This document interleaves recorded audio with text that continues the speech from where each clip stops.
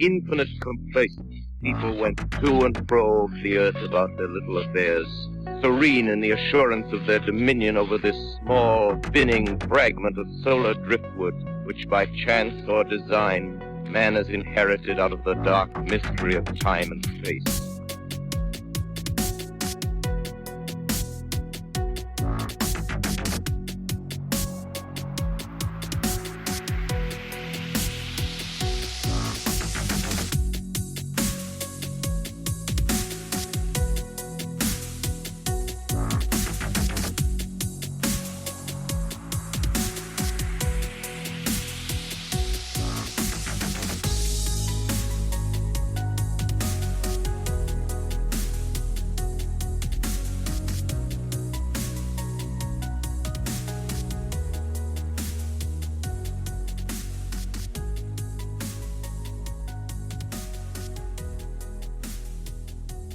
How I found you was, I think I got turned on to this will all make sense full circle in a second. So I think I found you through when Micah used to do the Gralien Report before he renamed it. And this was probably 3 or 4 years ago. And Ryan Sprague was still on the show with you and Sam.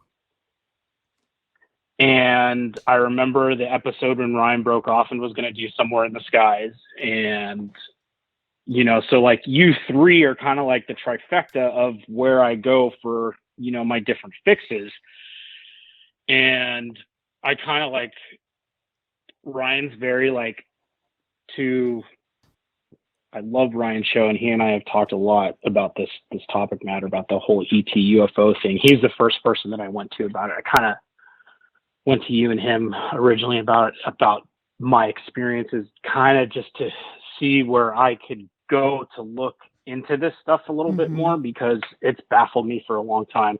Ryan approaches it from a very, like, I don't want to say skeptical, because that's in my opinion, it's an overtly negative word ascribed to the phenomenon or anything that goes bump in the night, really. Like, anybody that says they're skeptical really means, the way I interpret it is, I don't believe it until I see it. Yeah, there's some people that are like that, but then there's the people, like, somebody would ask me, you know, do you believe in the existence of extraterrestrials and stuff like that? I'm like, well, I want to believe. And I've had some experiences that would lend me to think that they do. But the other side of that is, like, my rational mind goes, well, how do you know it wasn't? So to kind of give you a little bit of background on myself is, I'm 37, grew up in the San Fernando Valley. There's two things that the valley is really known for. It's the 94 earthquake, and in this little place called Chatsworth, they're pretty much known for the adult film industry. So that's so, you know, their I claim learn to something fame. every time I hop on here to record. So my dad is an actor, and he has been acting since 1963, when he got out of the Navy. He was in the Navy from 59 to 63. He was on an aircraft carrier called the USS Kearsarge. They were part of the Pacific Fleet anti-submarine warfare kind of thing. So they chased Russian submarines during the very beginnings of the Cold War and stuff like that. He grew up in LA. My mom grew up over in Los Feliz, which, if you're familiar with the geography at all, the big area over there is the Griffith Park Observatory, which, you know, it's kind of sandwiched right between Burbank and Glendale and Hollywood. So I've been here, you know, in Southern California, LA, my whole life. And my parents are pretty open-minded when it comes to things. And when this all started, it was really kind of interesting, because one day I used to have a reoccurring dream when I was a kid of, here's the one other thing. I was born on Halloween. Oh, it's such a great birthday. Yeah, so that and as my grandmother tells it, my grandmother was born the day after me, only 60 years earlier. She says that my first teeth to come in were my my fangs. So she likes to joke with that. My wife rolls her eyes and says, "There's no way to know that." I'm like, it's possible. So I'm kind of the son of the artist, so to speak, and my wife is she's the one that keeps me grounded, so to speak. So when I was a kid, I used to have this reoccurring dream about being chased by kind of like a terror dog from Ghostbusters, right? The dog would get me, it would start to attack me, I'd wake up. It didn't ever really freak me out. It was like, okay, it's a bad dream. And even at like young age, I kind of was like, well, this is the Zool dog from Ghostbusters. I mean, it's fake. I don't really need to be freaked out by it. Plus, I think it also had something to do with the creature in the Never-Ending Story that chases it for you, and I can't remember what it was called, but the wolf bear thing I remember that thing was absolutely terrifying when I was a kid, especially where it's like he's the painting and then all of a sudden it's kind of like he's alive in the painting. Such a great movie. Just processing normal child psychology. Yeah. I think that's kind of like where it came from. So all of a sudden, probably when I was about 6 or 7 years old, those dreams stop and they're replaced by a recurring nightmare that would play out something like this. I would be in my room, in my house, my childhood, room, playing with my trains or my toys or whatever. All of a sudden the lights would go out. Sometimes I'd be alone in my room. Sometimes I would be standing in another part of the house with my family. And keep in mind, these are all dreams. Okay, so this is the weirdness of the phenomena that I experienced, which I haven't ever really heard anybody talk about in any part of the ET UFO thing, was the dream. So, also when I was, 6 or 7 years old, I'm in first grade, I'm dyslexic. My parents had me tested for that when I was a kid. I went through all the psychological testing that they do because some of the schools, when I was a kid getting ready to go into, they say, hey, your son might have ADD or something because he can't sit still. Like a thing with my generation, like every kid had ADD. However, in this case, this was a legit thing. Like I remember very specifically how I was before and after I was put on medication. So, I mean, I was on Ritalin from the time that I was about 7. It was adjusted throughout, the years and stuff like that. So right around that time, and this is where the question goes, I'm like, was this something that I was a memory that it was playing out in a dream, or was this a side effect of the Ritalin that I was taking? I don't know. I've done a little bit of research very superficially on if there were any kind of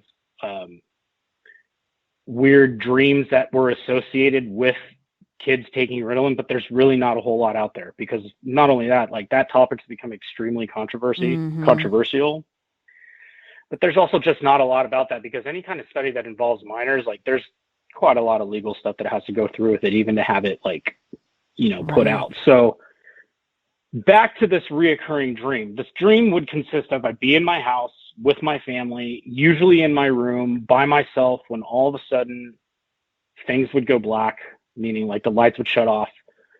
And all of a sudden I would be feeling like there was another presence in the room.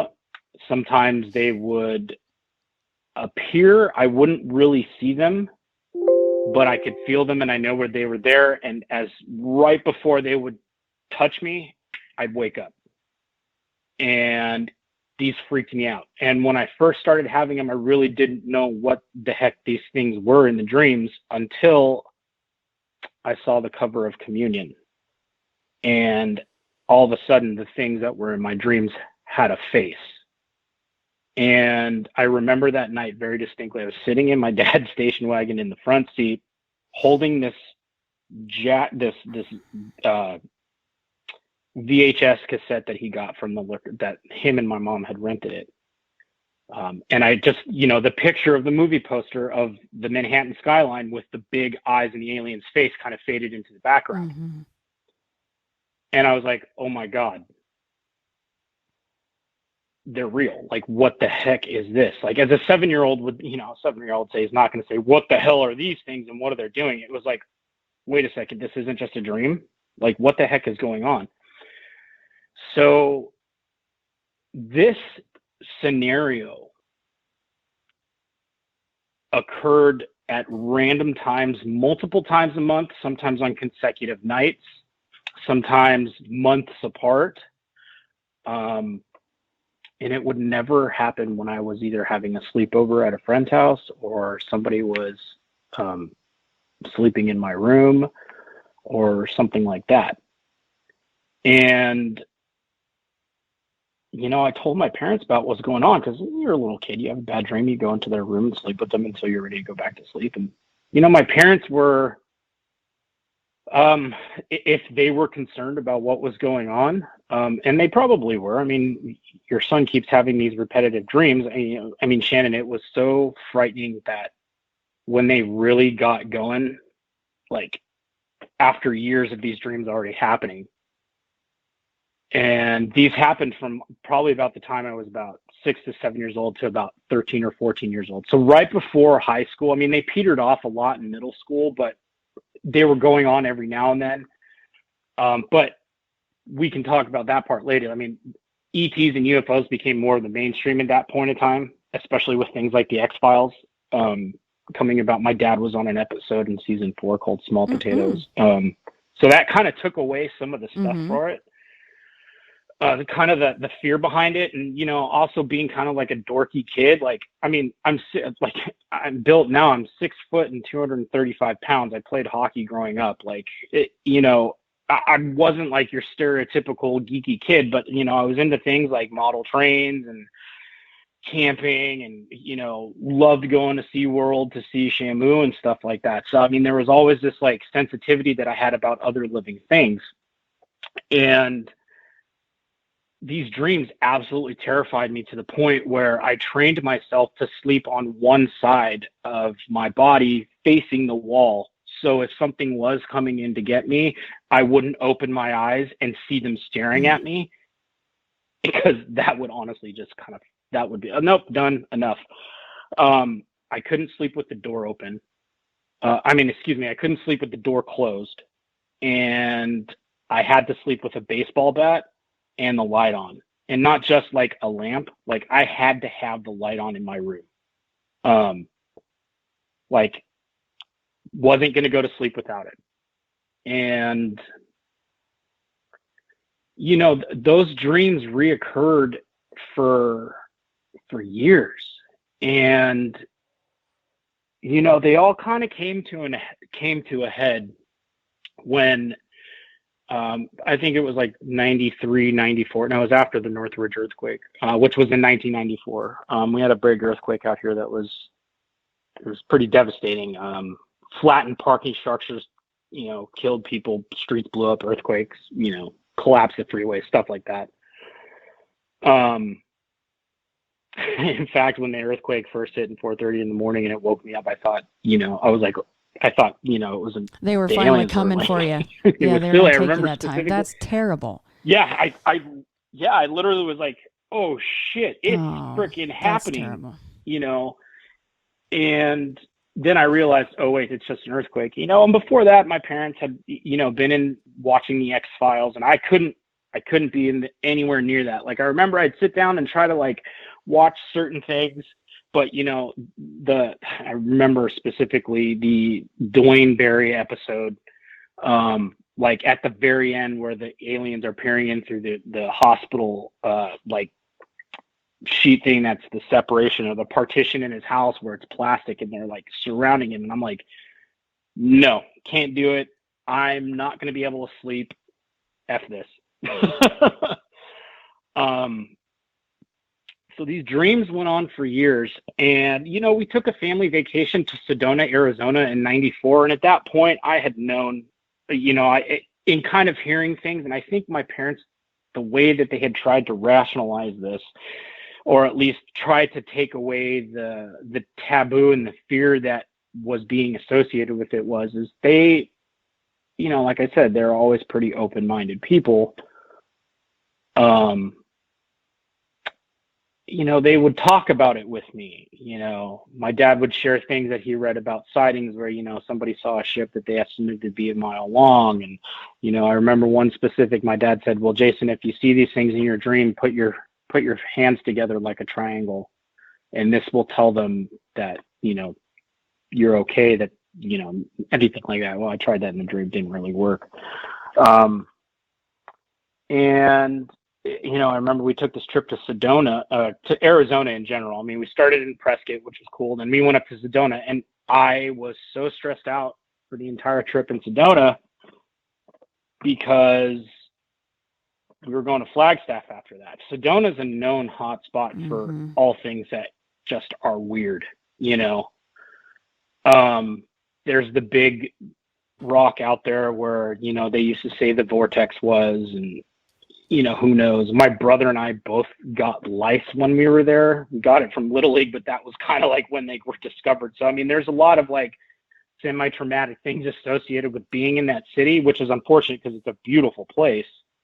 Obviously the whole Travis Walton story was something that was at the forefront of my mind the entire time we were there. Because that took place in northern Arizona. I think that I can't remember the exact geography, closer to Flagstaff than to Sedona, but Sedona had the reputation. So that entire trip, I was super stressed out. When we got to Flagstaff, it was a little bit better because, being the train geek that I was when I was a kid, like trains go to Flagstaff like every 20 minutes. So I was like, F the aliens, the trains are right here. The trains will hit the aliens, whatever. So that was kind of 1994. The things kind of crescendoed at that point. We had a neighbor that was living with us that he had two boys that were, he had two sons, and they were a couple of years younger than my brother and I. I'm the oldest of two. He said he was an experiencer himself. And there was a certain incident where everything really came to a head, where one night, and ironically enough, and this could be ascribed to an overactive imagination when we get there, but we had been over at a barbecue at a friend's house, and Close Encounters of the Third Kind had come on. Well, something very bizarre later that night happened. I had been awoken in the middle of the night, and I didn't have a bad dream, but I had a weird feeling, like something's not right. And I went to my parents' room, which was right across the hall, and I, said, hey, I had a bad dream. So I go and, cuddle up, and hear something walk down the hallway. Just like the normal footsteps, but like somebody's barefoot, And we had hardwood floors in the hallway at that time, and it was the summer. So things would have been, you get a little bit of a sound of somebody walking a hardwood floor sometimes. So this thing walks, it stops at the door and taps on the door to my parents' room. And my dad says, Kevin, go back to bed.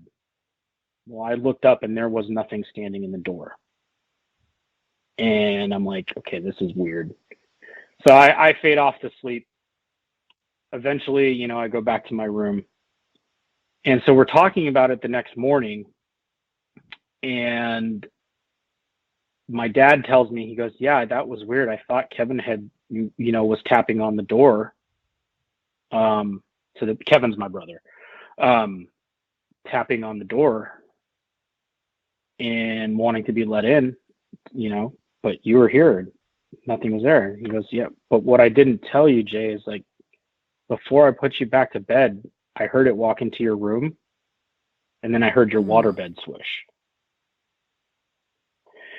And I lost my shit. Like, I was like, wait a second. The dreams aren't just dreams. Like, what's going on here? Like, somebody please fathom this for me. Like, I'm not grasping this. I'm 11 or 12 or 94. Yeah, I'm like 11 years old. I was born in 83. I'm 11 years old. What just happened last night? Like, are you telling me these things were in the house? And then my mom says something about, hey, wasn't that one time where my grandmother who lives in San Diego, she's since passed. She passed in 2009. All sorts of weird stuff used to happen around her, and we'll transition to that in a little bit. She said there was a time where she saw a naked kid, what she thought was a kid, running around the house. And I put 2 and 2 together. She goes, well, yeah, I couldn't really tell if it was a kid, but it was about the height of a kid, like 4.5 feet, 5 feet tall. And I was like, oh no, they're real. And I called her and asked her about it. And she said straight up, she said, yeah, I'd seen it a couple times. I just didn't ever think anything of it. I've had weird stuff happen to me all the time, she says. So I'm like, oh, brother. So we go off to summer camp, and I remember that entire day, I just felt as if it was the weirdest thing in the world. It felt like everything was movie sets and facades. It was like something had been pulled off a sense of my perception, and I felt just like a shell, like going through the motions. And so like the entire day, I couldn't really wait to get home because the neighbor and the father of the kids of the neighbor, who had said he was an experiencer, would be able to kind of explain and say, hey, yeah. He goes, yeah, we for sure, somebody was here last night for us too. And I'm going, what? He goes, and it was like, Shannon, when I kid you not, like this guy he was an artist, and he would rebuild and fix race cars for millionaires, right? And this is a little like middle-class neighborhood in Winnetka, California. And these houses were 1,600 square foot houses. They're not big houses. We're not like millionaires living in Beverly Hills. We had a good life, but we weren't like, stupid rich or anything like that. We were working blue class, blue collar individuals. My dad was an actor. My mom worked in sales. I went to public school. It wasn't like we were in this like super rich life or anything like that. But when I got home from camp that day, I walked up the driveway and I go, the neighbor's dad, his name was Matt. I said, Matt. He just looked at me. He goes, I know. I said, how do you know? My mom told you what happened? No. I got a phone call from Bonnie, who was a friend of theirs that was also a psychic. I had some interactions with her, but didn't really know too much. And she gave me a heads up around 2:00 in the morning that there was a ship heading my way. And he said, you had one in your house and we had one here. And I caught him kind of walking around the house. And I said, hey, get out of here. He kind of turned around, opened his mouth, and made this inaudible noise like he was going to talk. And he ran around the corner and then disappeared. And that was it. And I was like, okay, next time I see one of these things, that's it. It's on. Like, I'm done being afraid. I'm done with them bothering me. And we are presuming that this was going on at the exact same time in his house and your house. Oh. Yeah. Shannon, I find it so, and if it wasn't going on at the same time, it was going on either at his place and then my place, or my place and then his place, or simultaneously. But it's so bizarre that I'm having these dreams and then somebody moves in next door who has had these experiences and said that these things have been taking his kids, or very interested in his kids and in him. And right next door, I mean, when do you find two experiencers living next door to each other? Maybe you have before, other than like some mass sighting like the Phoenix Lights or something like that. But how is it that two people end up next door? Either one's a pathological liar and saying things just because he wants to fuck with the kid, or he's being legit. So the dad was saying that he was even saying the kids are being taken. So that plural kids, there was two kids. Yeah. So he had two boys, and his oldest son I think he was 4 or 5 years younger than I was. No, he wasn't that old. So if I was 11, he was a couple grades. I was in middle school. I think he was probably in 2nd or 3rd grade. So yeah, maybe like 4 years younger than me. My brother's about 1.5 years younger than I am. And then the other kid next door, he had a 3-year-old brother. And he said the kids, he never said that they were taken. He used it like they were more like they were interested in them. Like they would come and check them out. like just doing weird shit, like coming and standing over them in their rooms and observing and stuff like that. The father, who his name was Matt, he said he was the one that had been taken on several occasions. Now, I never had a conscious experience of being taken. I never so much as saw anything more than from time to time a UFO, but that was usually way off in the distance, a gold circle floating in the sky, and usually it was pointed out by my dad. And that happened a couple times. But the stuff that there was one time where the neighbor that lived across the street said that they woke up at 12 o'clock in the morning and the sky outside was red. And I wasn't there for that. There was another time that they saw like an object hovering over the mountains north of us, just kind of doing weird shit, like moving in circles, and then all of a sudden it'd zip off and disappear, and then my mom had to go to Sedona years later on a business trip and was part of a mass sighting there where this object that they saw up in the sky with her and about 10 other people, they'd say, hey, think of it doing circles, and it would do circles. So like there's all this like circumstantial anecdotal stuff that's going there, and it's just all of a sudden it's becoming very real, and it's huge in pop culture. I mean, you've got the X-Files and the gray alien faces everywhere, which I think ultimately kind of helped me like process through this stuff a little bit. And then kind of the final dream that I had, which I call it final because they tapered off pretty significantly after then, because I was 14, 15 years old. I was becoming a little bit more aware of what was going on, not only with myself in the world, but the world in general. So I guess that maybe the naivety of childhood wore off or whatnot. So in this dream, this was very, very interesting. And this was kind of something that, the human psyche will automatically say, you need to fear something if you don't know what it is, because that's how we've evolved as a species. So in particular, in this last dream, I'm standing in the hallway. My mom is in the bathroom, which is directly off my right. And this gray walks out of my bedroom. Okay, keep in mind, this is a dream. This gray walks out of my bedroom.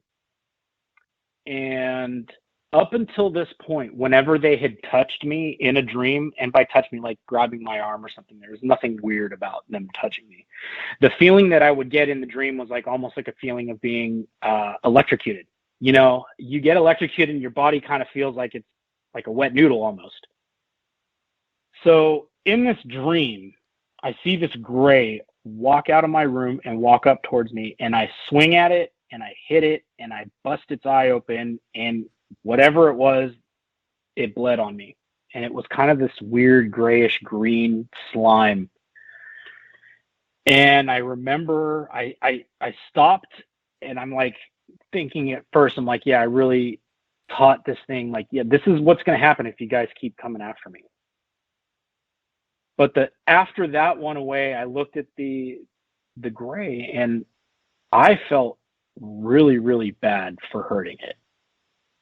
And not only did I feel really, really bad about it, but it was like I could feel its pain. And at that moment, I kind of realized that I think my mind has been putting a little bit too much fear on this subject matter, so to speak. And the dreams pretty much tapered off after that. I mean, every now and then, still to this day, I'll have a little bit of a weird dream like that, but it's usually, something that's more along the lines of, your typical, like sleep paralysis episode where you wake up, or you're having like I forget the term that they use for, like a waking dream where you feel like you're falling down through your body and stuff like that, or you hear a voice or whatnot. And every now and then I'll get creeped out, and sometimes I'll have one that's creepy enough where I'll need to go into my daughter's room and check out and see if everything's cool. So, I filter that stuff away, and this isn't really a subject matter that I had shared with too many people, because, quite honestly, there's a lot of people that could be believers. I mean, living in, as they call it, woo-woo Southern California or whatever. But you get out of your immediate circle and people that haven't had experiences look at you kind of like you're nuts, you know? And so I just really kind of only kept it close to the vest. The only experiences that I really cared to share with people were my experiences with the non-living, so to speak, the ghosts.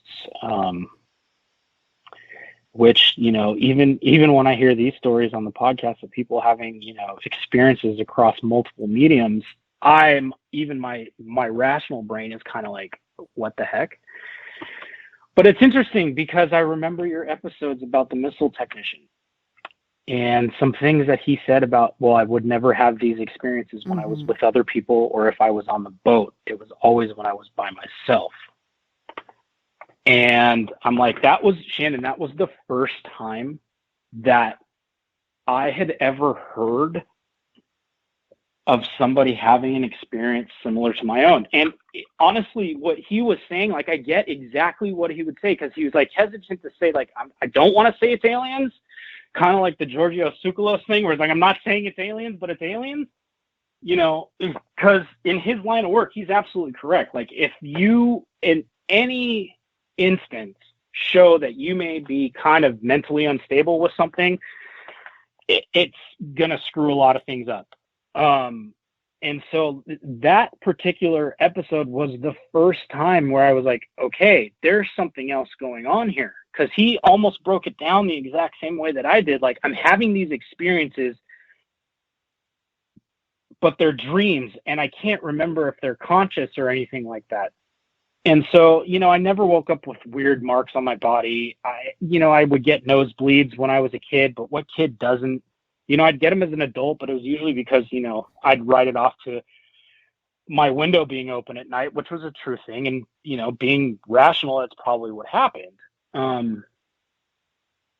But I realized at that point when I heard that episode, and this is kind of why, you know, I've been coming to you and Ryan and kind of was like, hey, there's something else going here. And Ryan is very busy. He's got a lot going on with his plate. And Ryan and I talk about other things too, other than just the UFO thing. You know, he and I are very close in age. So, I mean, there's a lot of common ground. We'll talk about music. We'll talk about, you know, societal issues, movies, crap like that. The thing about your show, Shannon, that I gravitate towards is there's really no topic that's out of bounds for you. And when you guys say you're really into the fray, like, that's what I like about it. And then there's the Bigfoot stuff, which is really awesome, which we can talk about later. We can kind of go into it now if you want. So what do you want to hear about next? Ghosts or? I've actually got some questions if you don't mind. Yeah. Fire away. So you called them at first recurring dreams, like the devil dogs from Ghostbusters, and then they turned into recurring nightmares. And you said you were about 6 or 7 years old when they turned from dreams into nightmares. That was prior to you seeing communion, movie stuff, book stuff, and the cover. So, but do you recall anything? And of course, it's a long time ago. I don't really remember a whole lot from that point in time in my life either. But, you know, could there have been some influences that may have caused those nightmares prior to you being introduced to communion artwork? Absolutely. And this is some of the own psychotherapy that I kind of did on my own with this. And so from the time that I was really little, like I said, you know, my parents were really open-minded with this. And my mom and dad had a friend that was a psychic. She said she was, and kind of like a healer and maybe a medium. But from what I was told was I always had a lot of activity around me, be it from this world or from not. And this was not told to me until years later when I was a teenager. So what I figured out was this, and I think this really is kind of what's going on. I think as human beings, we're all born with our third eye open. I think it is wide open, and I think we are totally fine with it being that way as children until something happens where it literally freaks us out. We close it off, and anything that even resembles that is given the fear category in our subconscious. So what I figured out was, and again, like it all started to make sense. I think that I was being visited when I was a young kid. I don't think I was ever in any harm's way. And I think what happened was, if you'll remember the movie Cocoon, Mm-hmm. and you remember how the ETs were in that, there were these beautiful, luminous white beings that were kind of just like bouncing off the walls, literally, and having fun, and they were ethereal and they were beautiful. But if you remember what they looked like when they were taken out of the cocoon, and they were all gray and shriveled up with big eyes, and they went from looking completely opposite to how they were to how they were when they're dying. And so I finally went, I think I connected the dots. And I said, I think I was being visited, and I think these things were my friends. Or at least, you know, a kid will rationalize, hey, you're checking me out and hanging out. Yeah, you're my friend. I have no memories of any of this. This is just kind of like stuff that I've kind of figured out through the years. You know, hey, it seems to make sense. I see the movie and like, oh, my friends are in the movie. And then I see them dying at the end of the movie. And I'm like, oh my God, this is literally like a newborn kid or a 2 or 3 year old's first experience in learning about what death is. And it freaked me out and made me so sad that I wanted nothing to do with it. And I put it in the fear category in the subconscious.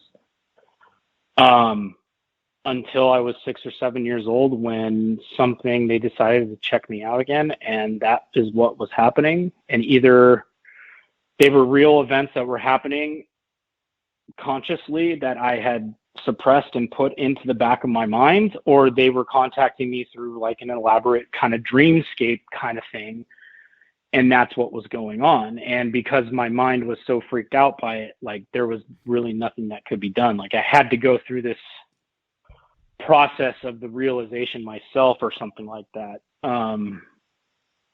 That's where I think that fear came from, was that particular scene at the end. I think it's either Cocoon, and I can't remember if it happens in Cocoon 1 or Cocoon 2.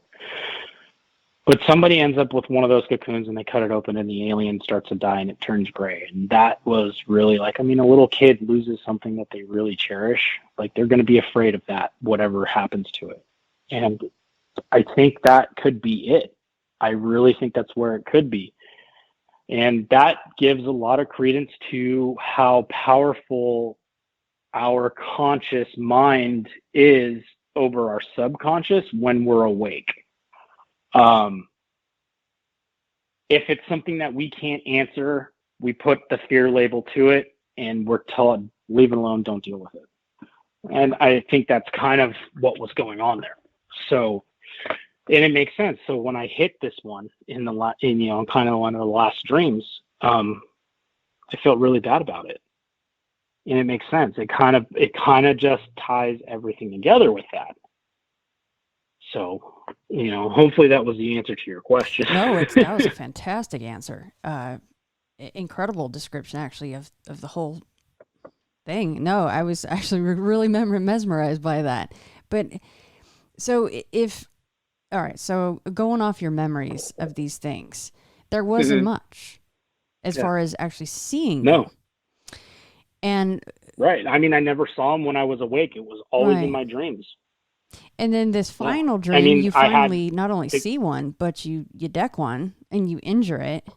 And so that just big time ties into what you just said, your theory. Mm-hmm. And that was kind of like the last thing for the most part. You said there's little things that come up, but. Yeah, I mean, I'll have every now and then where it's like, they're more Hollywood-esque type dreams. Every now and then one will kind of like be a little bit like they'll be a little bit more nefarious than they were, or nefarious than they are now. They'll be a little bit more, kind of your stereotypical, I don't like to use the word abduction, but I mean, that's what, go with the nomenclature, right? more of your standard abduction experience where they're coming into your house to go after you and stuff like that. And, you know, I kind of just filed it away. I mean, I told my wife that I had these dreams, and she goes, you know, just be careful when the baby's born and what we expose her to, because, you know, I don't want her to have these kinds of nightmares. I said, I mean, I'll do my best, but if she starts having them, that's going to be kind of a game changer for me. Yeah, that's something I had written down. Are you slightly worried about that?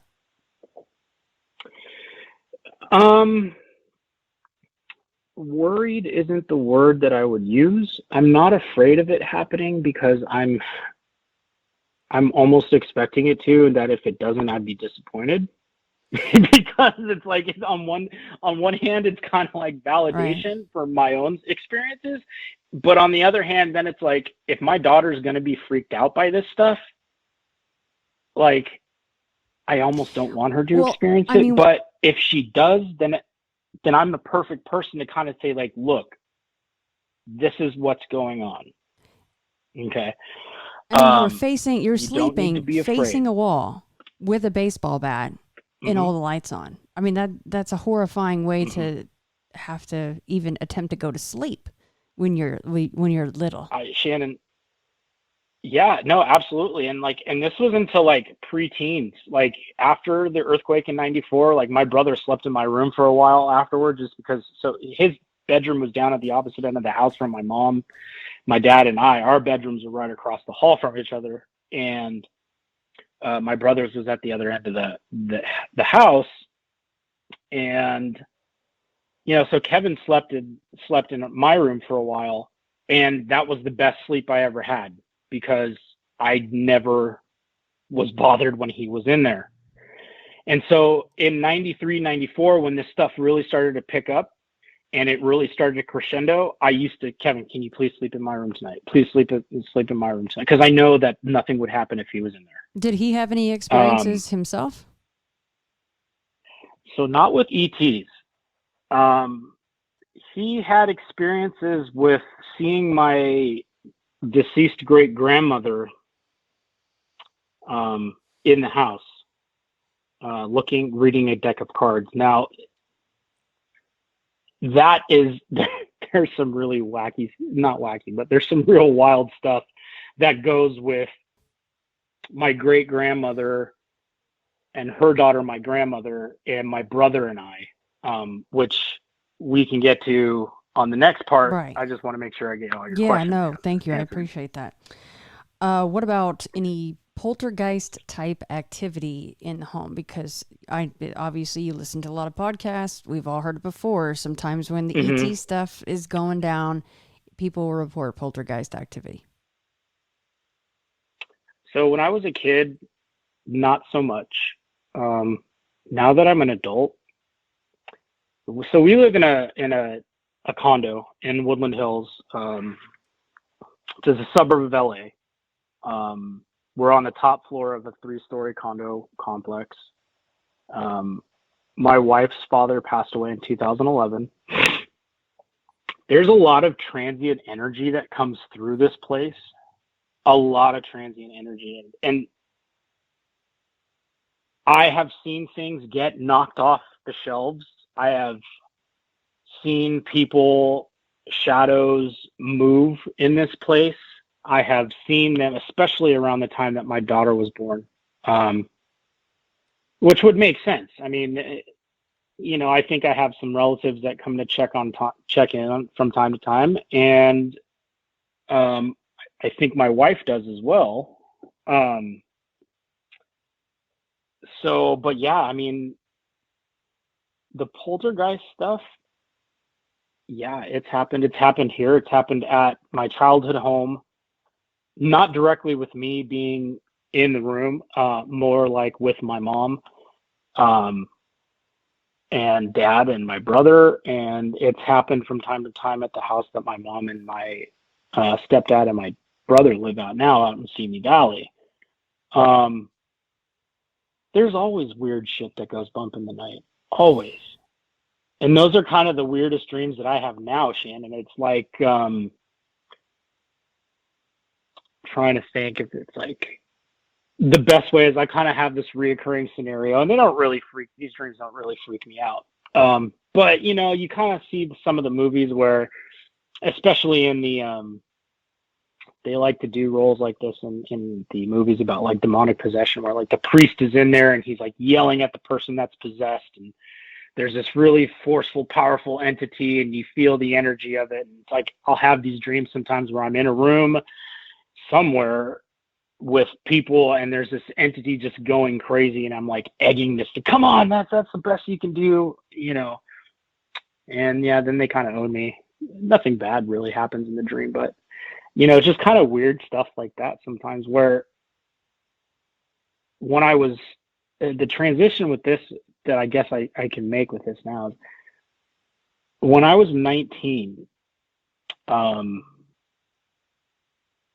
asked my mom to put me through a guided meditation that would reopen my third eye. My grandfather had been gone for about a year at that point. He passed away due to leukemia at age 82 after battling a blood disease called myelodysplasia, which he was diagnosed with 4 or 5 years earlier. That was a result of his exposure to certain petrochemicals when he worked in the aerospace industry, particularly things like benzene and all that crap. So I was real close with him, and he was a great guy. I mean, I was real lucky to have grandparents around when I was Jason, a kid. sorry to interrupt you. Are you transitioning to the ghost stuff now? We can. Oh no, that's okay. I actually still wanted to stay on the ET stuff real quick because I still have more questions. I'm sorry, I didn't want to interrupt you. I just didn't want to kind of go back and forth because you know, people like when we stay on one little thing. No, you're fine. No, you're an awesome guest. I appreciate you doing this. Okay, let me see here. Okay, going to. Mm-hmm. Because you're talking about your grandfather, and you talk about your grandma, your great grandma. Mm-hmm. She had stuff going on. It sounds like everybody does, and it's still in the arena here with what you were just trying to go to. I'm sorry for interrupting you, but you hear also about blood types possibly being a theory in as why it could run in a family or what's going on there. Do you happen to know your blood type or anybody's blood type in your family? So I'm B positive. My grandmother on my maternal side is B positive also. My wife is AB positive, which would mean my daughter is going to be something positive. She's either going to be B positive or AB positive. My mother-in-law is B positive. I don't know my dad's blood type. My brother is either going to be B negative or B positive because my mom is B negative. Okay. Now that I think about it, that's really weird. I'm B positive. My mom's B negative, but my grandmother, her mom, who she's kind of out there too. She's from Australia and she's like into Edgar Cayce and all that stuff. Like she's like, hey, yeah, it's all real. But she wasn't the grandmother that had the experiences. That's on my dad's side. And she passed in 2009, and I don't know her blood type. I don't know my dad's blood type, but I had heard the thing about blood types being a possible link. Never really I had heard it and never really thought much about it. So that would be an interesting thing, and it would make sense in my opinion because they tell you there's certain blood types. We'll use the was it the BRCA gene? That's that causes breast cancer in a lot of Jewish women. I think it causes a lot of breast cancer in a lot of women in general. So that gene was isolated. I think they figured that out 10 or 15 years ago, that there's a specific gene that you can be tested for that, when you test positive for it, usually 75% of the time, the people that are carriers of that gene are going to develop breast cancer. My great grandmother on my dad's side, the one that my brother saw playing cards as an apparition, died of breast cancer the second time it came back. And she was of Jewish descent she was born in London, but she was of German and Dutch background. And then her husband, my great grandfather, who fought in World War I on horseback, was born in Romania. And so now all the weirdness kind of seems to make sense. And what it came out to be was when my brother saw this ghost of my grandmother in the living room playing cards, my brother goes, "Mom, who's the gray-haired lady with the deck of cards?" And my mom stops and goes, "What was she doing with the cards? Was she doing X, Y, and Z? Was she doing?" And he goes very specifically, and I thought he was full of shit at the time because I was like, I'm the only one that's having weird stuff happen to him in the family. Now I look back at it and I'm like, okay, maybe I'm not, and this is good news. Because my brother and I actually had co-experiences with craziness later on, which we'll get to because that story is like something straight out of like Ghostbusters practically. So my brother says, no, she's pulling the cards, she's laying them down, and she's reading them. And my mom goes, well, that was your great-grandmother, and she was reading the deck of cards. So comes to find out that my great-grandmother was very in tune. So much in tune to the point where my mom wanted to be taught by her how to do some of these things, and she flat out refused. Now, why is that? So I have my theories, and then I have the stories that my dad's cousins have told me. Maybe she was just trying to protect her?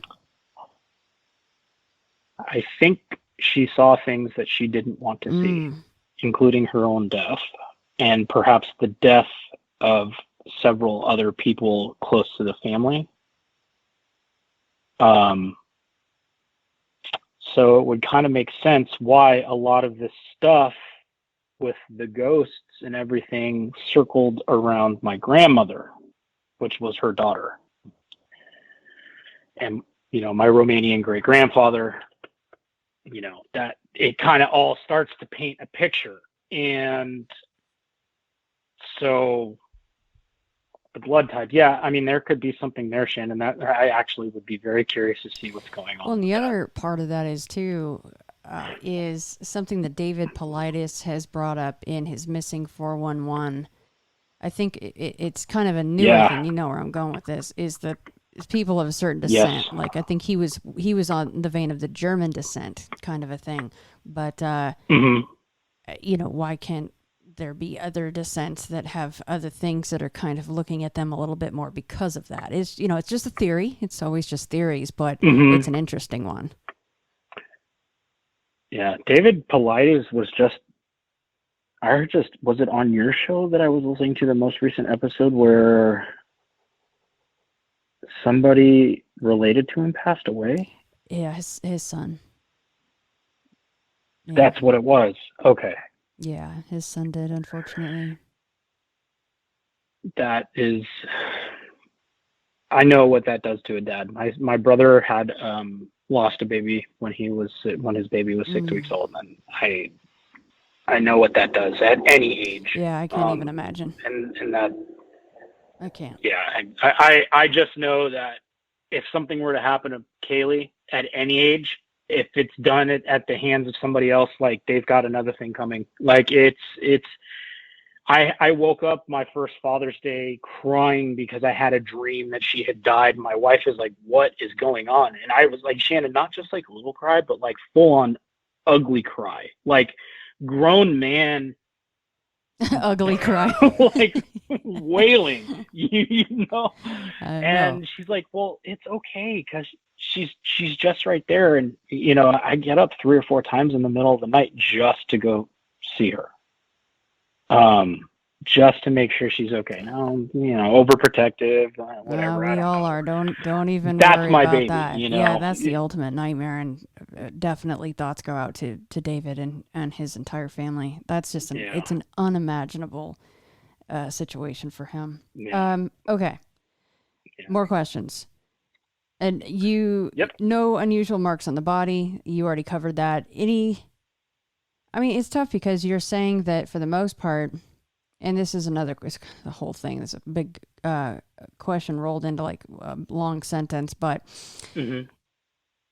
you're having dreams and you're saying they're dreams, Mm-hmm. but then you kind of are hinting that you're definitely thinking that at least when you were younger, they were coming. But do you feel like, Mm-hmm. what first part is, do you feel like you had missing time ever when you were fully awake, you knew you're awake, and do you feel like you were being had ever been taken, or you were just being visited? I don't ever think I was being taken. I feel like I was being visited. Missing time, I never had the missing time experience, but my dad did. But he was also in the desert, and it was the 60s, so there's enough to fill in those gaps. Yeah. Which, I mean, I'll get to some of this stuff. Like, I mean, I'll be straightforward. Like I told you, like, I was 7 years old and I was taking Ritalin. I mean, that is a very Right. powerful psychotropic substance for anybody. And it's very real that this was something that was triggered by that, or that opened up a different part of my brain to it. Because from the time I was 18 to 30, I was completely off. I'm going to say off my meds, Mm-hmm. but it's not like it was, I'm not, you know, I don't have any other mental illness. I'm, you know, ADHD, you know, and I'm dyslexic and, you know, a little bit color deficient, but, you know, that's, most people are, or at least most guys are. The interesting thing about the missing time is a lot of this stuff, had it happened when I was younger, would have absolutely terrified me. Like if like I said, like the day that they were in the house, or the night that they were in the house, and then the neighbor had the same thing going on, it was like, it wrecked my world. It was like, what? Nothing I am doing right now makes any sense until I have answers about what just happened. So I don't ever think there was anything malicious about what was going on. Now, keep in mind, like, part of me wants this to be an actual visitation, and part of me is still very much like, I think it could have been made up, but I don't know. So that's why I say, hey, I want to believe, because there's literally this kind of back and forth in my mind about this, what I believe versus what I can prove. You said something interesting. Oh, the thing sorry. is, No, go ahead. Yeah, and I can only prove what I believe from the experiences of other people that are close to me, that have, or people that I have known that have experienced these things. Does that make sense? No, and I appreciate that. That Okay. is a great way to approach any of this stuff. I don't care what subject it is. You brought up Ritalin, and it is an interesting thing, because you know, is it a side effect of the Ritalin, right? Is it artifacts that it's creating, and you know, all of these things, or is it, does the Ritalin act as an aid to open your mind, similar to what, you know, if you take DMT, dimethyltrexate could do, right? People go on these DMT trips all the time, and they say that it does tap into a different part of your brain. It allows it to be kind of this receiver for things. I mean, just that movie Banshee chapter that I always talk about is all about that. So what are your thoughts on that? So I think there's something to that. So I like, again, in straightforward, you know, full disclosure, I smoked a lot of weed in high school. I partied my way through high school.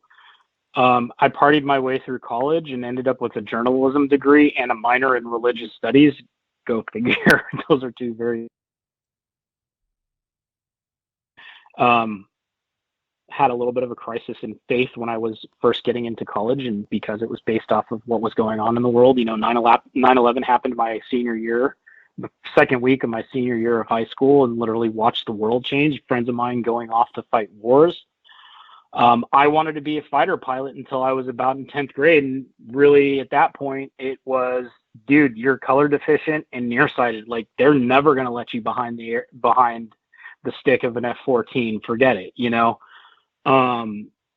And honestly, at that point, I was more concerned with playing hockey, playing guitar, and getting laid. I mean, that was a teenage boy in high school. I mean, those are my motivations. And yeah, I smoked a lot of weed. I smoked some mushrooms with some friends. They ate mushrooms and had a much more powerful trip. I had a very interesting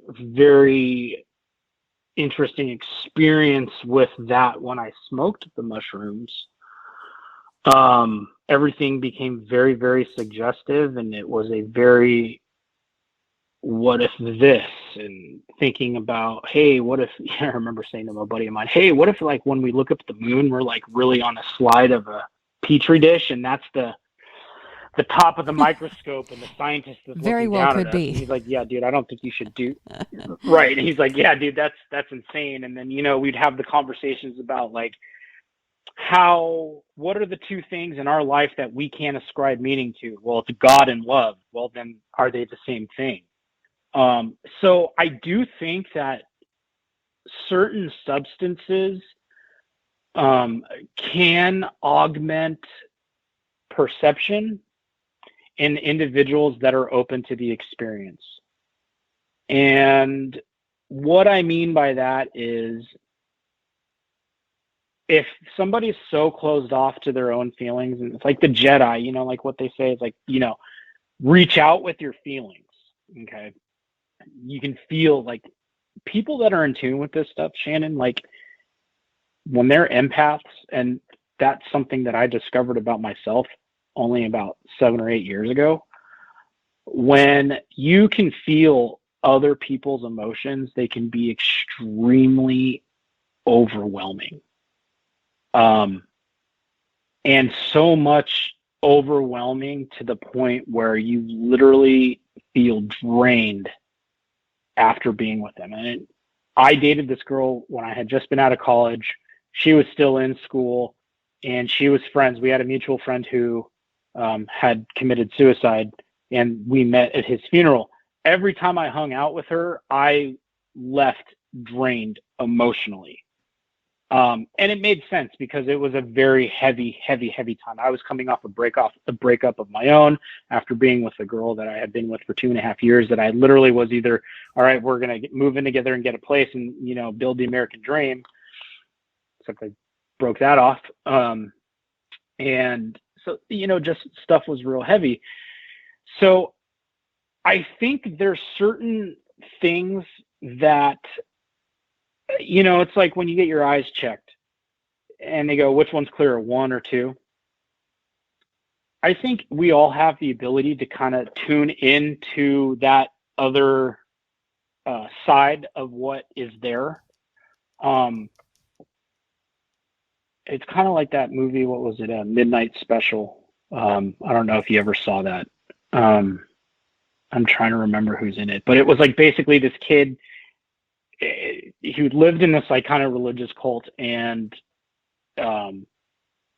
something would happen where he would like shoot light out of his eyes, and it turned out he was in contact with another race of beings that were on the same that were like in a shared plane of existence with us, but in a different perception or a different reality. It was really kind of weird. It real transcendental when you think about it. But I definitely think that there is something that's there with the like you said, the DMT or the psilocybin with the mushrooms, or even the stuff that people did with LSD back in the 60s. I mean, small enough amounts of LSD they were using to control people. Mm-hmm. I mean, that's what that was the I'm blanking on the name of it now, but yeah, that's what the CIA did. And I mean, every indigenous tribe on our planet has some sort of connection to the sacred and the profane through the use of substances that are organic and naturally occurring in the earth. And the religious scholars will call it the profane and the sacred. to refer to the things outside of our conscious perception. Obviously a profane would be the evil, the sacred would be the good, or whatever, because Eastern religion and Western religion don't always mix real well with the way that things, like, you're trying to explain the concept of nirvana to a bunch of college students is like, we keep trying to ascribe nirvana as being like perfection, whereas like, no, nirvana is really the absence of all ambition and everything. Like, you finally are just existing. And that's a very difficult topic for, a group of college students to get. But yeah, I definitely think that there can be something onto that. Yeah, I was just wondering, like, especially and I think Ritalin specific, because we've all heard about the LSD and the DMT and all those kinds of different trips and the entities or beings that are seen then. And as you mentioned right out of the gate, which is true, especially Ritalin, because it is mostly given to young people, it's hard to find literature. And I think they phased it out a lot too. Yeah, and which is, so it's going to be almost impossible to, attribute that. But it was just a thought that I had, as far as I just wonder what it chemically did to your brain, and if that aided in you being able to have these experiences or them choosing to interact with you. It could have. I mean, anything's possible. Our universe is, every time that they fire up the Large Hadron Collider or whatever, they smash more particles that are smaller and smaller and smaller and smaller and smaller. Whereas 15 years ago, they think that they just had electrons, atoms, and, protons and neutrons, and that was it. Now they've got, the Higgs boson, and they're trying to figure out what's holding it all together with the dark matter and the ether. And the interesting thing is I had kind of my own spiritual awakening when I was 19, and I had stopped taking my meds at that point because I was like, I'm 18, I'm going to do what I want. And I'm tired of being kind of an emotional infant when it came to dealing with stuff, because the one thing about these SSRIs, that's the kind of drug that they fall into, serotonin reuptake inhibitors, is, those are the legal meth derivatives, so to speak. Because that's what I think the street name for Adderall, or not Adderall, but Ritalin was methyl. I don't remember what it was.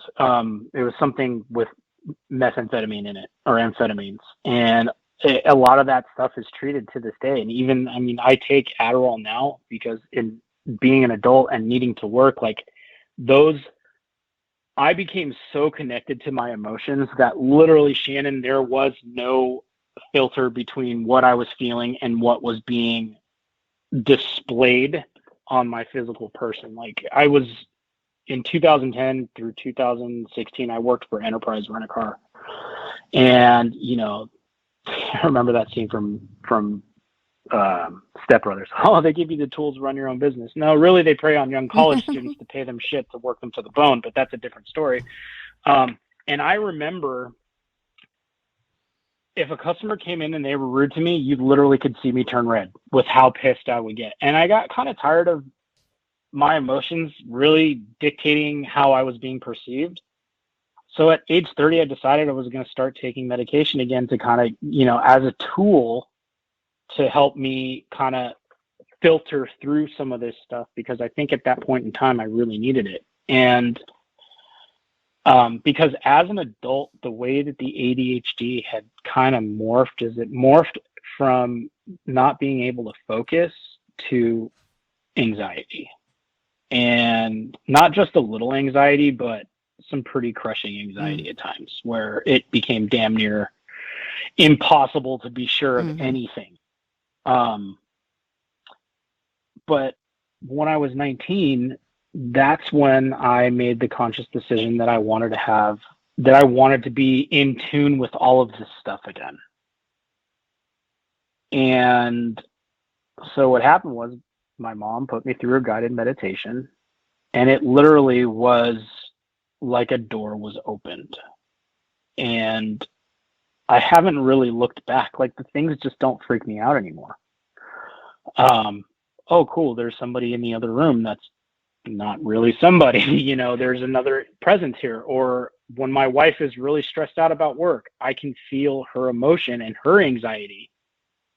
I can feel other people's, like sometimes it's just downright exhausting to be around other people because you can feel all of that. And it's a lot. It's a lot to deal with. Just, you know, I play guitar and I play hockey and like to go hike and do all this kind of fun stuff that gets my mind off it. And I have a daughter that I get to have the joys of being a father now and experience that. So it's a very interesting world that we live in. It's definitely possible that opened a door or perhaps lifted a veil off of something that had been going on, or something that had gone on. I really don't know. All right. Well, a couple more questions. I had never heard that before you mentioned it, though. Yeah. It's something that's come up. Not a whole lot, but it's there, and I think it's something at least worth considering. It's a fair question. All right. Well, a couple more questions before we move on here. Yes. No, you're fine. You're doing awesome. Is there any rhyme or reason that you could come up with for the timing of your visitations? I mean, it was all pre-puberty pretty much until, pre to mid-puberty, I guess. That's really the only explanation that I had for it.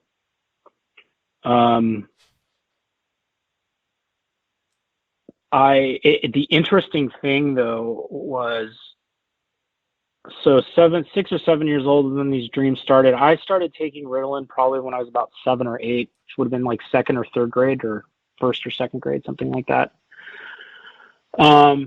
There was a pretty big academic shift in terms of the type of student that I was at that time versus the student that I was before that. I was a very rambunctious, emotional, disorganized child. I just remember getting a homework assignment and shoving it in my desk and nothing.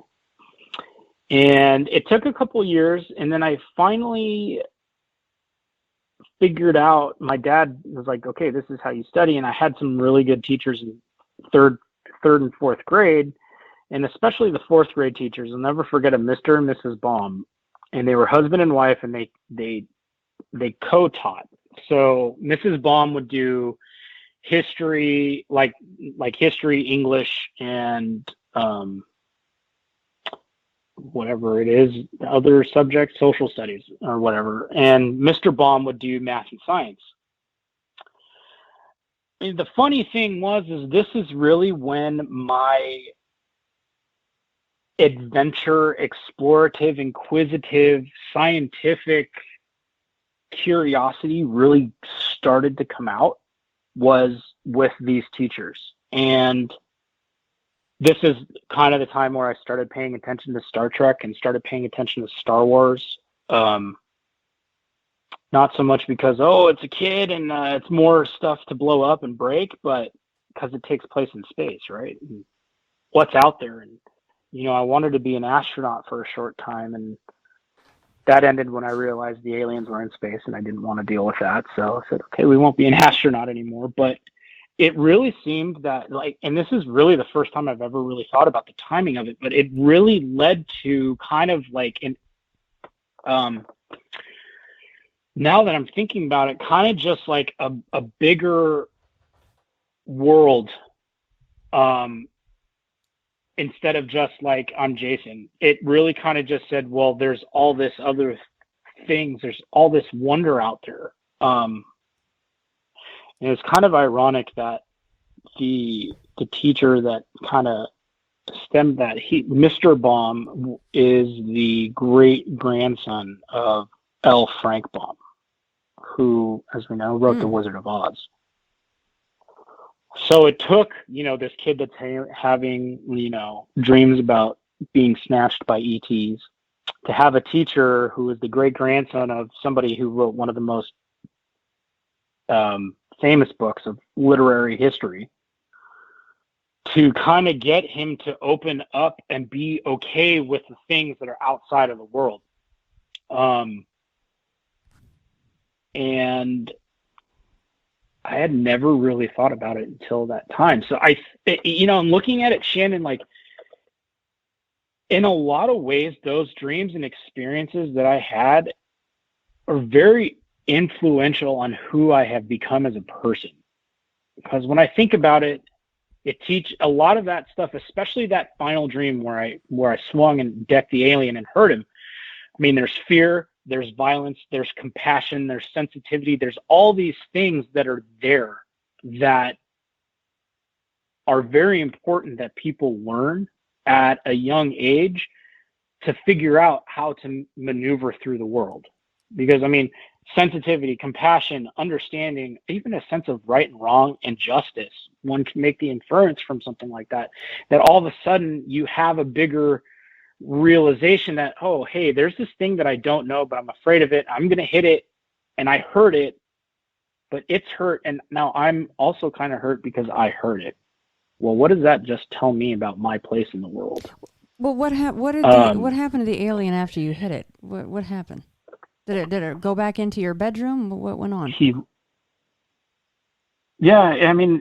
stood there and he looked at me, and I was looking down at him, and the top of his head went to about the top of my shoulder. He was about the height of my little brother at that time, and he kind of just looked at me with a blank, almost melancholy expression on his face, like it felt like he was about to cry, but wasn't going to cry. And then he kind of just turned around and went back into my room, and I woke up. And you're 100% sure that was a dream? I'm 100% sure that it was a dream. I don't know. I don't know. They always only happened as dreams. And so I don't have a conscious memory of that ever happening because the people that were there with me don't remember. They never had any experience like that. Except that many times we hear about how, and this is, they're turned off. Their memories are erased. A man or a woman will wake up and there's an entity, an alien in the bedroom, and they can see the alien, and they turn to their spouse to wake them up, and they are just non-responsive. Which is also the interesting point that you brought up about the missile tech interviews that I did with him, and the fact that if they can turn people off, why would they care if he's on the sub, or why would they care if you go to a friend's house or you have a friend over? They can just shut him off. Who cares? Well, okay, so have you seen the movie The Forgotten? Who's in that one? I don't think I have. Julianne Moore. I don't think so. Okay, so it is a very, very subtle movie about alien abduction. And it's this whole the pretense is there's this woman that's played by Julianne Moore. Anthony Edwards is her husband, and they had a son who was 9 years old that perished in a plane crash along with some of his students. Okay. And one day she finds that the photo album that she had kept in his room, along with the videotapes of him at various ages in life, had been erased and were gone. And then all of a sudden her husband's like, there was never any kid. You had a miscarriage. The baby was stillborn. It turns out that she was like, no, this is real. I experienced all this. And it turns out that there was another parent that had a child that was in the same kid's class that was on a plane, and the plane went missing. He was a hockey player. He succumbed to being a drunk, and therefore, it was much easier for him to forget. And what it turned out was the parents of the kids in this plane crash were an experiment by these aliens to study our emotional connection to people that are no longer present in our lives.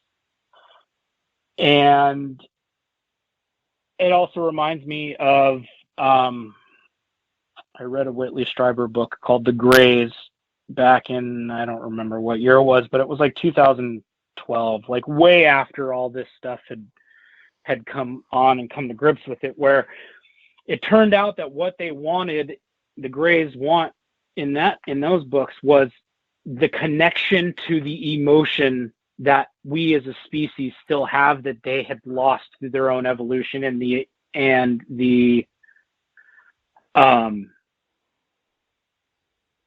through their own evolution and their own application and integration of artificial intelligence into their society and into their biology. And so they were literally studying our emotions to get energy from it, kind of not unlike what they were doing in Monsters, Inc. with harvesting the screams and stuff like that from the kids. So to circle back around, like the missile tech said, why would they care about where I was? Because they could just erase these people's minds. What they found was in the forgotten, they couldn't get these with parents that lost kids. They couldn't really, especially with Julianne Moore. And I think they were making the connection that with mothers, it's even stronger because mothers harbor life. And obviously, it's a much stronger connection. So I think that's honestly part of it, because if you think about how strong our emotions are and how they can manipulate the perception of our reality, right? Just like fear. You can take something that is here's a perfect example, jumping off a diving board, right? Into the deep end of the swimming pool. Didn't want to do it when I was a kid. Why? Because that's the deep end and I can't stand up. But until you face that and then realize you do it and you're going to be okay, you've overcome that.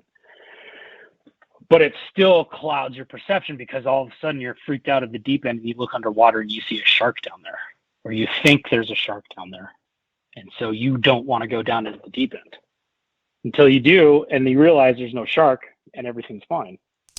So that's how strong our emotions can be on our perception of the physical world. Could you imagine how strong they could be in the perception of our unconscious, or even how strong those emotions that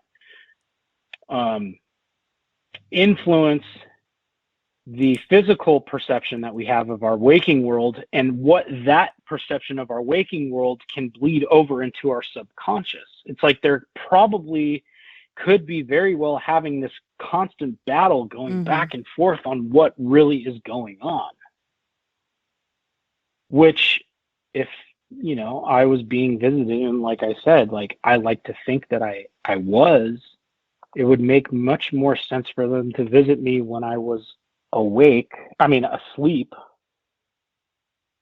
than it was when I would be awake, because they know the kind of response that I would have to them when I was awake, which would be one of violence, just like in that one instance. Whereas it's easier for them to deal with me when I'm not asleep and to be in my dreams, because it's going to create less roadblocks for them later on down the road than if they were, because if Jason's if we're going to be dealing with Jason for years and he grows, we're not going to be able to withhold him or something like that. It could be one of those things.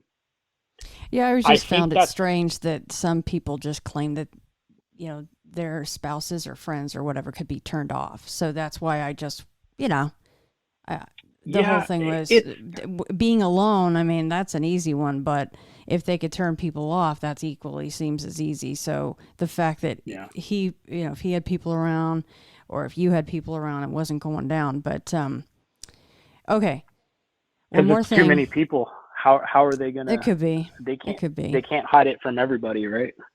It could be. Yeah. I don't know, but that's a good point.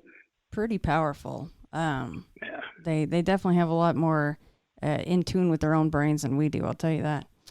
Okay, the gold circle. Sure.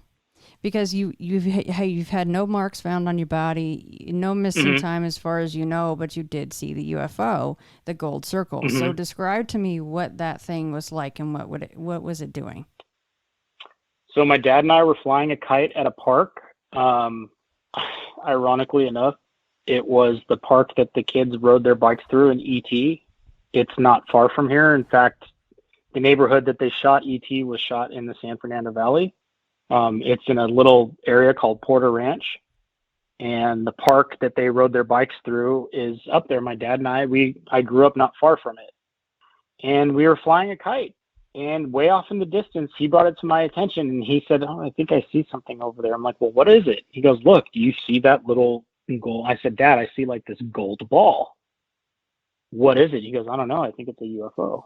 And it just was kind of there. And I'm like, Shannon, when we're talking about like way off in the distance, this is like probably the size of a Mylar balloon at like 500 to 1,000 feet away. Like it was tiny, but you could see it and it did not move. And I mean, there's been things that they've caught on camera that look a lot like that. Now, strangely enough, the things that I see the most often now, and my wife was with me once when we saw them, was it looks like a shooting star, but it's very, very low, and they're white. And they'll streak for a split second, and then they'll disappear. And I've seen a lot of these things, and I've always just kind of gone, it's a meteorite, or something made it in, and it was just real low. But she was with me, and she saw it. I was like, in fact, she said to me in the car, "Did you just see that?" And I'm like, "Yeah, I saw it."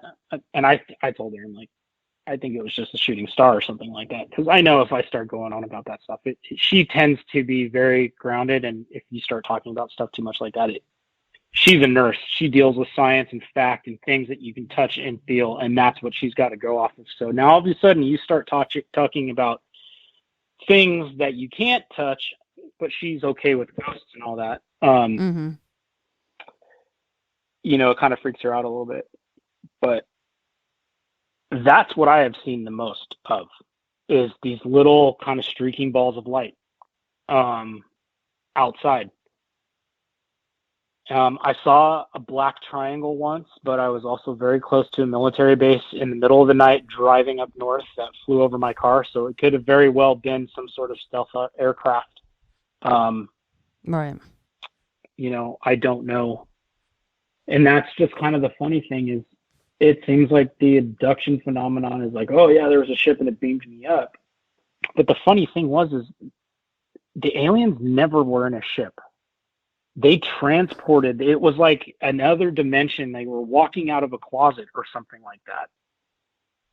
And it was just like they could open a door and be anywhere. They didn't need a ship.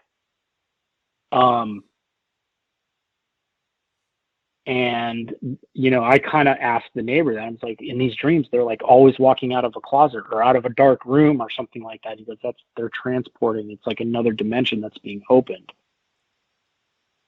And so like he explained it to me and I'm like, well, that makes a lot of sense. And again, I mean, it could be a different species of ET. I don't know. Shannon, the possibilities are endless about what could be doing all that stuff, you know? And it's just, if they're visiting us now, I don't know if they are even interested or what, because I mean, the world is a very, very bizarre place right now. So they could just say, I think they're just a little bit too volatile right now for us to be intervening or whatnot, or they could be the ones pulling the strings. We don't really know. I don't know. I'm kind of ready for the ID4 situation. Bring it on. See, and that just I know proves there's some good train tunnels. Right. That just proves that closets are really goddamn powerful places. You know, keep them clean, kiddies. Exactly. All right, one more point. This is more just a point, and I just want to swing back, and then we're gonna hop into ghosts and Bigfoot. Not at the same time, of course. These are separate things. People, ghosts and Bigfoot is coming up next, but the fact that this Bonnie the psychic called the guy, Matt, called him and goes, "There's a ship heading towards you." I'm sorry, but that part really got me, and that is super weird. It is weird. And,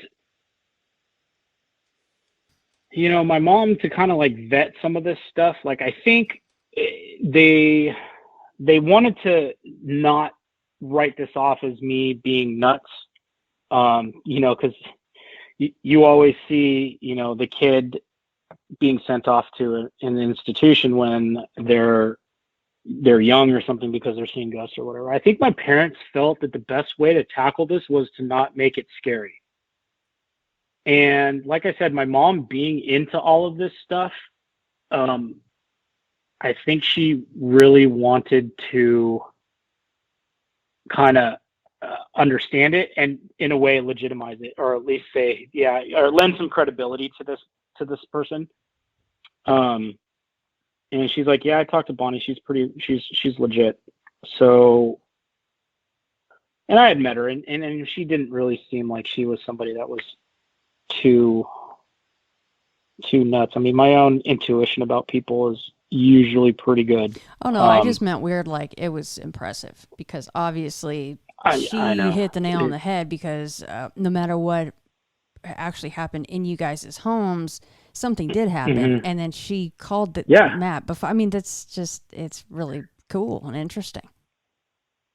Yeah. I mean,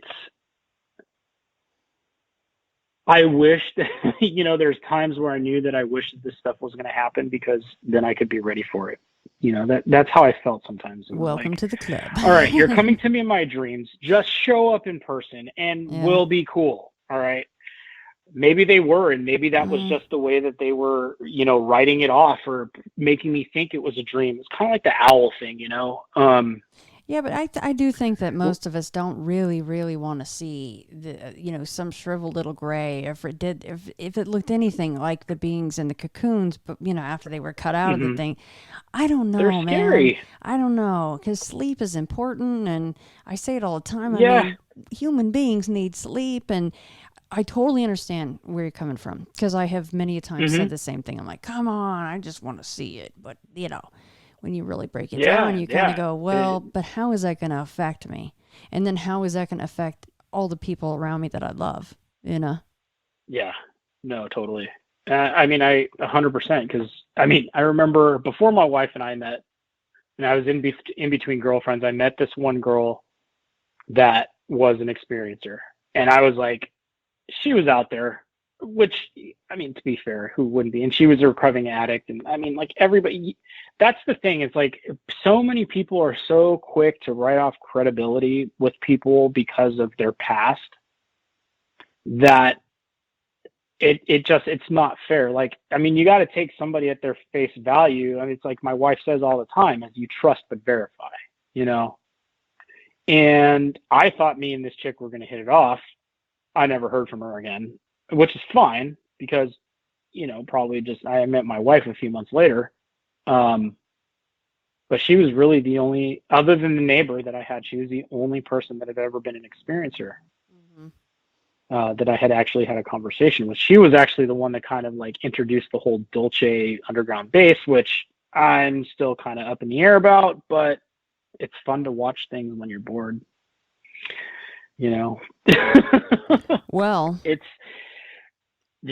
well, what do you say, Jason, that we hop into some ghostly encounters and some Bigfoot stuff, huh? Let's do it. Well, I'm so-and-so. I was given this name by my parents. I've been to such and such a college. I've done these things in my profession. I produce a little biography. Buddha says, forget it. That's not true. That's some story. That's all gone. That's all past. I want to see the real you are now. Well, nobody knows who that is. Because we don't know ourselves except through listening to our echoes and consulting our memories.